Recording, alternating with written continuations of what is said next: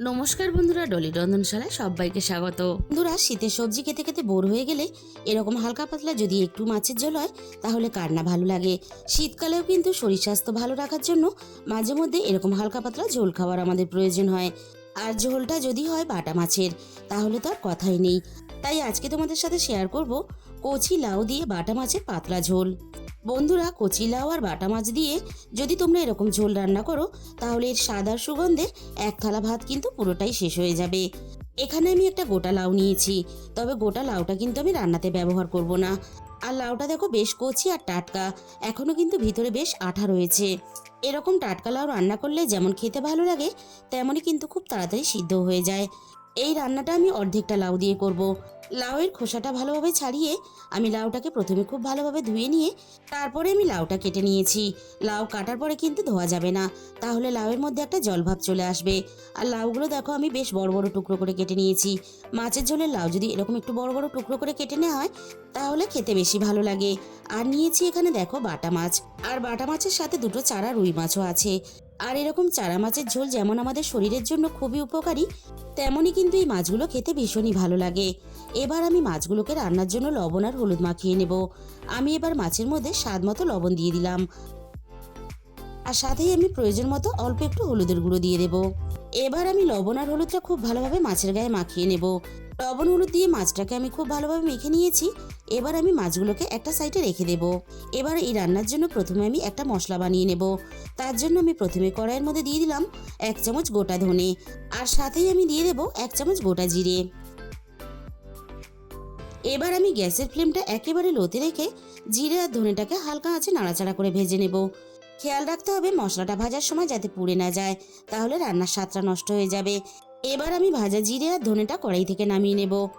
এবার আমি রান্নার জন্য কড়াইয়ের মধ্যে প্রয়োজন মতো সর্ষের তেল দিয়ে দিলাম। তেলটা আমি প্রথমে খুব ভালোভাবে হাই হিটে গরম করে নেব। যেহেতু চারা মাছ তাই তেলটা কিন্তু খুব ভালোভাবে প্রথমে গরম করে নিতে হবে। এবার আমি একে একে মাছগুলোকে ভাজার জন্য তেলের মধ্যে দিয়ে দেব। আর এরকম চারা মাছ ভাজার সময় তেল যদি একটু ঠান্ডা হয় তাহলে মাছগুলো দেওয়ার সাথে সাথে কিন্তু কড়াইয়ের মধ্যে আটকে যাবে, আর মাছগুলো উল্টে ভাজার সময় মাছগুলো ভেঙেও যাবে। মাছের একটা সাইড আমি খুব ভালোভাবে ভেজে নিয়েছি, অপর সাইডটা এবার ভাজার জন্য উল্টে দিলাম। মাছগুলো আমি দুটো সাইডই খুব ভালোভাবে ভেজে নিয়েছি। এবার আমি ভাজা মাছগুলোকে কড়াই থেকে নামিয়ে নেব।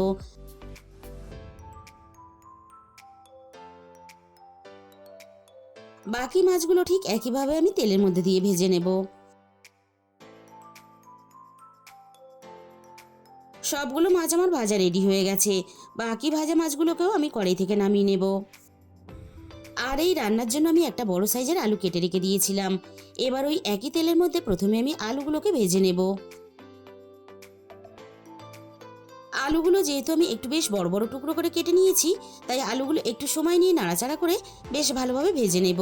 লাউ খুব বেশি কিন্তু সিদ্ধ হতে সময় লাগে না, তাই আলুগুলো এমনভাবে ভেজে নিতে হবে যে আলুর মধ্যে যেন একটা সিদ্ধ ভাব চলে আসে। আলুগুলো আমি নাড়াচাড়া করে বেশ ভালোভাবে ভেজে নিয়েছি। এবার আমি কেটে রাখা লাউটা আলুর সাথে দিয়ে দিলাম।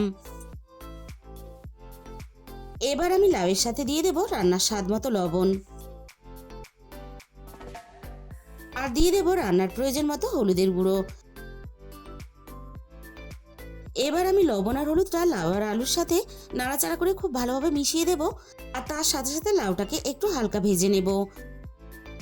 মিনিট 2-3 মতো আমি লাউটাকে নাড়াচাড়া করে নিয়েছি। লাউটা যাতে একটু নরম হয়ে আসে তার জন্য আমি মিনিট 2 মতো কড়াইটা ঢাকা দিয়ে দিলাম।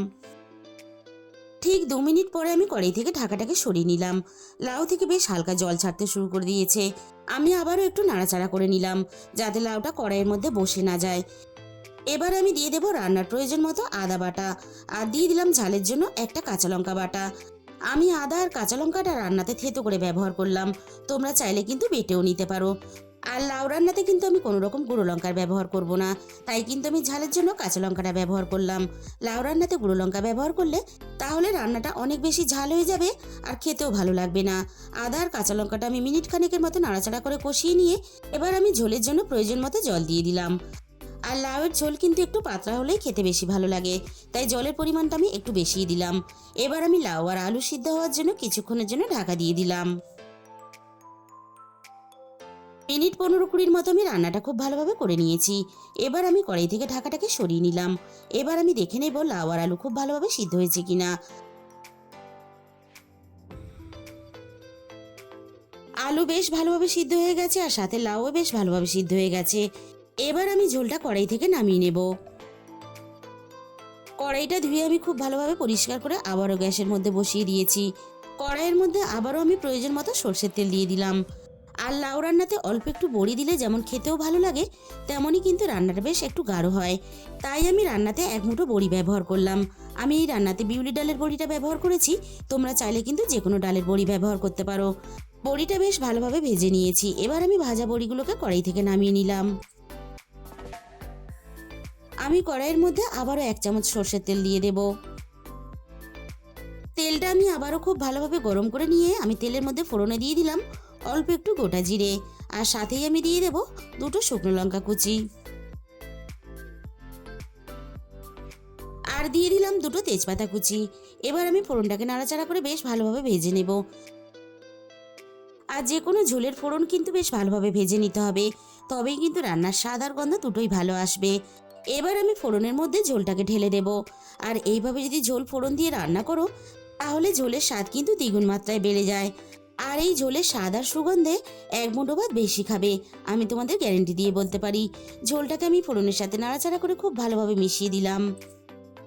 ঝোলটা বেশ ভালোভাবে ফুটে উঠেছে। এবার আমি ভাজা বড়িগুলোকে দিয়ে দেব।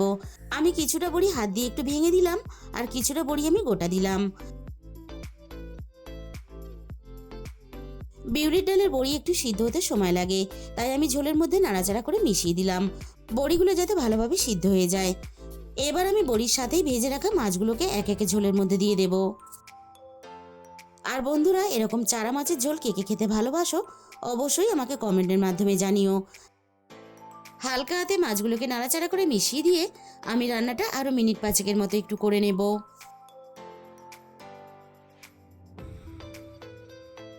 রান্নাটা আমার প্রায় হয়ে এসেছে। এবার আমি ভাজা মশলার গুঁড়োটাকে দিয়ে দিলাম।